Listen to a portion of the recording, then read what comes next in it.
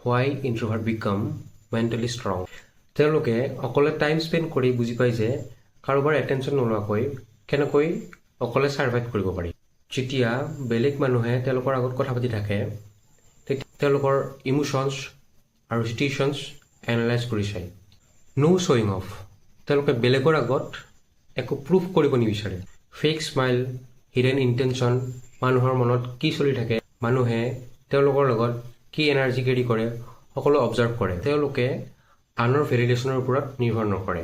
নিজৰ ওপৰত বিশ্বাস কৰিবলৈ তেওঁলোকৰ আনৰ এপ্ৰুভেলৰ প্ৰয়োজন নহয়। সকলো ধৰণৰ কাজিয়া, লনলি নাইট, ৰিজেকশ্যনে তেওঁলোকক মেচিয়ৰ কৰি তোলে। তেওঁলোকে বেলেগৰ ওপৰত একো এক্সপেক্ট কৰা বাদ দিয়ে আৰু নিজৰ ওপৰত ৰিলাই কৰা ষ্টাৰ্ট কৰে। সেইকাৰণে তেওঁলোক বাহিৰৰ পৰা মনে মনে থাকিব পাৰে, কিন্তু মেণ্টেলি তেওঁলোক বহুত ষ্ট্ৰং হয়। Silence teaches lesson that noise never can.